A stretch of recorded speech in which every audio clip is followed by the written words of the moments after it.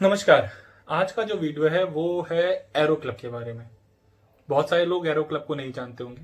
मैं आपको पहले एरो क्लब के बारे में बताऊंगा और फिर बताऊंगा आज हम ये केस स्टडी में क्या क्या जानने वाले हैं। नमस्कार, मेरा नाम है मनीष कुमार। मेरे इस वीडियो को अंत तक देखिए, लाइक करिए, सब्सक्राइब करिए। आपका सब्सक्राइब प्यार की तरह आता है और मुझे काफी खुशी देता है जब इस पे एक एक मेंबर बढ़ता है। आइए जानते हैं सबसे पहले एरो क्लब के बारे में और फिर हम चलेंगे जानने की कि आज ये केस स्टडी किस प्रोडक्ट के बारे में। एरो क्लब क्यूबेक कनाडा का एक प्रोडक्ट है। 1950s में बड़ा पॉपुलर हुआ और प्रोडक्ट ये एक्सपोर्ट करते थे यूएसएसआर, जिसे आज आप रशिया के नाम से भी जानते हैं, वहां करते थे और यूरोप में जाता था प्रोडक्ट। लगभग 104 करोड़ का एक्सपोर्ट ये हर साल कर दिया करते थे। लेकिन जैसे ही डिसइंटीग्रेट हुआ यूएसएसआर, इनको प्रॉब्लम हुई क्योंकि इनका मार्केट खत्म हो गया। अब ये स्क्रैच पर आ गए, जीरो पर। अब देखिए एक स्क्रैच पे आई हुई कंपनी क्या क्या कर सकती है और कहां जाएगी। क्यूबेक से छोड़कर इंडिया में आना एरो क्लब को इसलिए पड़ा क्योंकि वहां पर उनका सारा एक्सपोर्ट खत्म हो चुका था रशिया और यूएसएसआर से। जैसे ही वो भारत में आ गए, उन्होंने अपने को रजिस्टर किया और उसके बाद ये सर्च करना स्टार्ट किया कि यार यहाँ कैसे सर्वाइव करें। इसमें उन्हें मदद मिली लिंटाज और करिश्मा की। इन दोनों ने मार्केट सर्वे किया और बताया एरो क्लब को कि इंडिया में अगर जो आप ऐसा प्रोडक्ट लॉन्च करते हो जो स्टाइलिश हो, रग्ड हो और टफ हो, और ऐसा प्रोडक्ट मतलब स्टाइलिश भी हो, चाहे आप पैसे थोड़े ज्यादा ले लो बट इंडिया में सक्सेसफुल चलेगा। ये काफी अच्छा लगा क्योंकि बहुत सारा जो मशीनरी थी वो अभी भी पेंडिंग पड़ी थी इनके पास। काफी प्रोडक्ट बनाते थे पर अब कहीं सेल नहीं कर सकते थे, तो वो सारा उठा के इंडिया में आप काम कर सकते थे और मार्केट भी डेवलप हो गया। पता भी लग गया यूथ ऐसे प्रोडक्ट को फेवर कर रहे हैं। इसी चीज का फायदा उठा के एरो क्लब ने इंडिया में पहला हैंड स्टिच शू लॉन्च किया। क्या नाम था उस शू का? जी हाँ, नाम था वुडलैंड। यहां से वुडलैंड का जन्म होता है। 1992 में क्यूबेक की एक कंपनी इंडिया आती है और प्रोडक्ट बनाती है वुडलैंड, जो आज हम सबको नॉलेज है।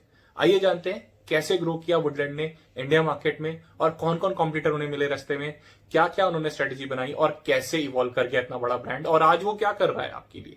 मेरी आगे स्लाइड्स में ऐसा बहुत कुछ है। जुड़े रहिए और देखते रहिए इस केस स्टडी को।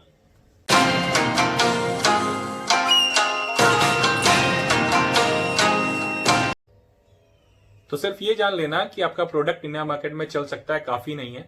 यहां पर आने के बाद लोग कन्विंस भी करना कि इतना अच्छा प्रोडक्ट आप इंडिया में ला चुके हैं। लेदर दैट वेदर्स, ये लॉन्च करा वुडलैंड ने इंडिया में अपना स्लोगन, और उसके बाद कन्विंस किया यूथ को कि ये एक tough, rugged, informal, designing, designer और जो भी कुछ आपने अपने दिमाग में सोचा था वो शू है, और वो भी मात्र 1500 रुपए में। मतलब 1/4 कॉस्ट फॉरेन कंपनी के शूज की इंडिया में अवेलेबल। क्योंकि जब भी आप इंडिया में आते हैं प्राइस की बात जरूर उठेगी। प्राइसिंग को भी उन्होंने डिफरेंशिएटिंग फैक्टर नहीं बनने दिया और वो कन्विंस किया कि जो मार्केट में ऑलरेडी कॉम्पिटिटर है जैसे बाटा और लिबर्टी, वो तो अब बैठे हैं स्कूल शूज बनाने के लिए या एक मोनोटोनस शूज बनाने के लिए। हम आपको एक डिफरेंट वैरायटी ऑफ शूज देंगे और लेबल लगेगा फॉरेन कंट्री के प्रोडक्ट्स का। अब बताइए कैसे यूथ नहीं आते वुडलैंड के इस कन्विंसिंग पावर में, और वो आए। यूथ को और कन्विंस करने के लिए वुडलैंड ने क्या किया, आउटडोर में जितने भी इवेंट्स थे उनको स्पॉन्सरशिप देने लगी। सेंट स्टीफन्स का नाम आपने सुना है, लेडी एरविन का नाम आपने सुना है। इनके फेस्ट को स्पॉन्सरशिप देना शुरू किया वुडलैंड ने। और जब यहां से भी काम नहीं पूरा हो पाया तो वुडलैंड ने शुरू किया आउटडोर गेम्स को भी स्पॉन्सर करना, क्योंकि वुडलैंड का पहले साल का जो ग्राफ पहुंच गया था 7 करोड़ पर, और इसे देखते ही कंपनी ने डिसाइड किया कि हम 15 करोड़ को टारगेट करेंगे अगले साल।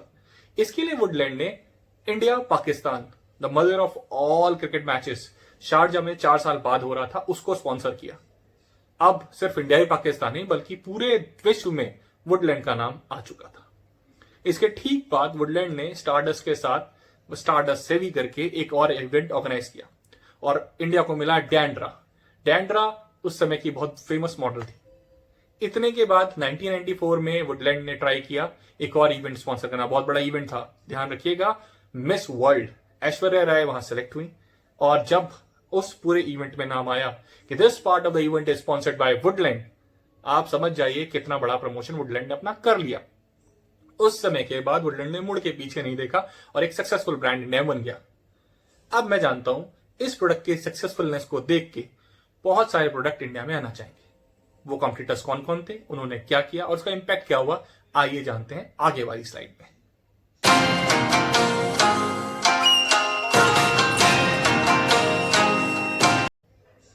इतना बड़ा सक्सेसफुल होने के बाद इंडियन मार्केट में सिर्फ बाटा और लिबर्टी नहीं रह जाते कंपटीशन में, उस समय के बाद इंडिया में आ चुके थे Lee Cooper, Red Tape, Reebok, Nike, बहुत सारे प्रोडक्ट इंडिया में लॉन्च करे, क्योंकि उन्हें पता था कि जब वुडलैंड सक्सेसफुल हो सकता है तो हम क्यों नहीं हो सकते। अब उस समय एक मल्टी ब्रांड ऑफिस या स्टोर आप कह लीजिए, वहां पर लगभग स्पेस हुआ करती थी 600 स्क्वायर फीट की। उस 600 स्क्वायर फीट में हर एक ब्रांड को 200 स्क्वायर फीट का स्पेस मिलता था, जो अमूमन 200 स्क्वायर फीट का उस समय वुडलैंड को मिल जाया करता था, क्योंकि कोई ज्यादा बड़े कॉम्पिटिटर थे नहीं, बाटा, लिबर्टी और वुडलैंड। लेकिन जब ये सारे ब्रांड मार्केट में आ गए तो वो स्पेस सिमट के रह गया 60 से 70 स्क्वायर फीट का। वहां पर अपने आप को भीड़ से अलग दिखाना वुडलैंड को काफी मुश्किल लगा। अब वुडलैंड को ये प्रॉब्लम सॉल्व करनी थी। वुडलैंड ने अपना पहला स्टोर इसी प्रॉब्लम को सॉल्व करने के लिए लॉन्च किया। आज आप विश्व में देखेंगे 600 अपने स्टोर लेके बैठा है वुडलैंड, और 5000 MBO, that is multi brand outlet. कितना बड़ा काम किया। लेकिन इसके साथ कुछ और प्रोडक्ट्स हैं जो वुडलैंड के साथ जुड़े हैं। वुडलैंड ने डाइवर्सिफिकेशन भी किया और वुडलैंड ने और भी जगह हाथ पैर मारे। कितना सक्सेसफुल हुआ, कितना फ्लॉप, आगे वाली स्लाइड में बताता हूं, जरूर देखते रहिएगा।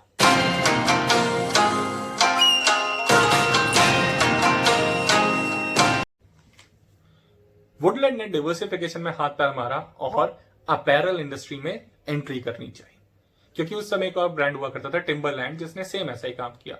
तो वुडलैंड कन्विंस हुआ कि हमें भी यही करना चाहिए। वुडलैंड ने अपैरल में पहली बार एंट्री की और वुडलैंड ने यह देखा कि मार्केट में 30 to 40% उनका जो बिजनेस है वो अपैरल करके दे रहा है। लेकिन डाउट एक था उससे वुडलैंड को, कहीं उनके मार्केट को या उनकी ब्रांडिंग को ये अपैरल हिट ना कर दे। तो इसी वजह से उन्होंने इसका प्रमोशन, ब्रांडिंग सेपरेट रखा।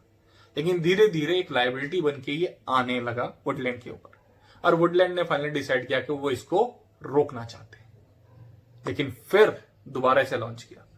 आइए जानते हैं क्यों और कैसे दोबारा लॉन्च किया।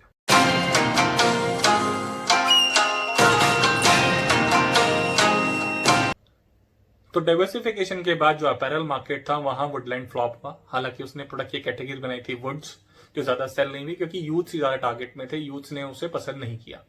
उसके बाद वुडलैंड खामोश हुआ। 1998 में प्रोडक्ट आया था, खामोश रहा। और 2010 में वुडलैंड ने डिसाइड किया कि वो ना ही सिर्फ अपैरल बल्कि बैग्स में भी आएंगे और भी बहुत सारे अपने प्रोडक्ट लाइन बनाएंगे। और ये किन के लिए बनाएंगे? देखिए, पहले वुडलैंड ने टारगेट किया यूथ को। यूथ कुछ टाइम बाद मैच्योर होंगे, आगे बढ़ेंगे अपनी लाइफ में, तो वो जो अपनी कनेक्टिविटी है, ब्रांड लॉयल्टी है, वो इन एक्सेसरीज से प्रूव करेंगे। तो ये सोचते हुए फिर से वुडलैंड ने इस मार्केट में एंट्री की और इस बार दे गॉट सक्सेस, क्योंकि अब मार्केट मैच्योर हो चुका है, लोग समझ रहे हैं, लोग वुडलैंड के बारे में जान रहे हैं, प्रोडक्ट्स के बारे में समझ रहे हैं, और उन्होंने एंट्री कर ली। तो ये वुडलैंड ने दोबारा अपने आप को रिलॉन्च किया और अब सक्सेस का टेस्ट चखा।